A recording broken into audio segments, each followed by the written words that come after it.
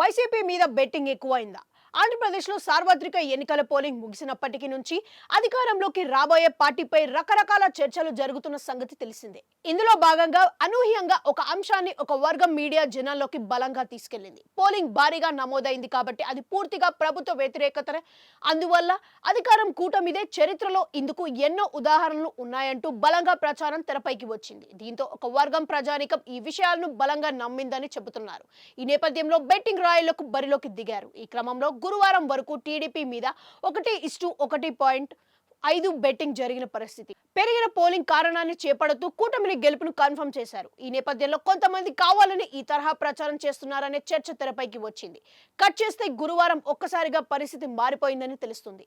I-PAC team ని కలిసిన తర్వాత జగన్ పూర్తి ధీమాగా చెప్పాడేమో, లేక టీడీపీ అధినేత మహానాడుని వాయిదా వేయడమో కారణం అయినప్పటికీ గత 24 గంటల నుంచి వైసీపీ అధికారంలోకి రాబోతున్నట్లుగా బెట్టింగ్ పెట్టేవాళ్లు ఎక్కువ అయిపోయారని అంటున్నారు.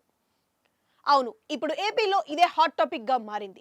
పోలింగ్ ముగిసినప్పటి నుంచి కూటమి గెలుస్తుందంటూ బెట్టింగ్ ఎక్కువగా సాగగా గత 24 గంటల నుంచి వేవ్ మొత్తం మారిందని అంటున్నారు. గతంలో లగడపాటి మాటలు నమ్మి మునిగిపోయాము, ఈసారి ఓటింగ్ పెద్ద ఎత్తున జరిగింది కాబట్టి అది ప్రభుత్వ వ్యతిరేక ఓటు అనే మాటలు నమ్మి మరోసారి మోసపోలేము అని కనువిప్పు బెట్టింగ్ రాయలలో కలిగిందని చెబుతున్నారు.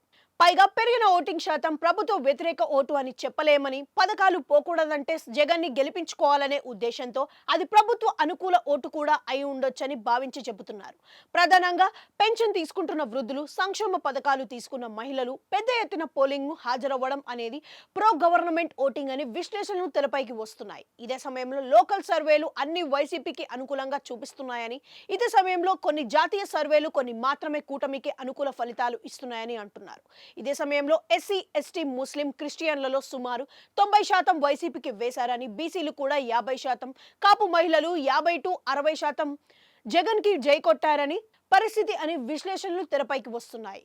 కూటమి గెలిస్తే ఇప్పుడు కరెక్ట్ గా అందుతున్న పథకాలు ఆగిపోతాయని, పైగా అంతగా జగన్ పై వ్యతిరేకత రావడానికి గల కారణాలు కూడా లేవని, కోవిడ్ లాంటి కారణం దొరికిన ప్రజలకు పథకం ఆగకుండా అందించారని ప్రజల్లో విశ్వాసం బలంగా ఉందని చెబుతున్నారు.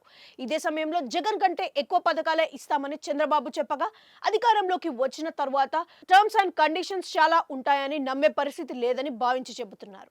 పైగా వైఎస్ జగన్ పై ఒక వర్గం మీడియాలోను టీడీపీ నేతలు చెబుతున్న మాటల్లో మాత్రమే వ్యతిరేకత కనిపిస్తుందని, గ్రౌండ్ లెవెల్లో మాత్రం వీరు చెబుతున్నంతగా ప్రచారం చేస్తున్నంతగా అయితే వ్యతిరేకత లేదని అంటున్నారు. దీంతో మరోసారి ఏపీ ఫ్యాన్స్ గుక్కపట్టి తిరగడం కన్ఫర్మ్ అనే చర్చ ఒక్కసారిగా మొదలవడంతో బెట్టింగ్ రాయల ఆలోచన సరళి కూడా మారిందని, ఫలితంగా వైసీపీ గెలుస్తుందంటూ బెట్టింగ్ చేసేవారి సంఖ్య బాగా పెరుగుతుందని చెబుతున్నారు.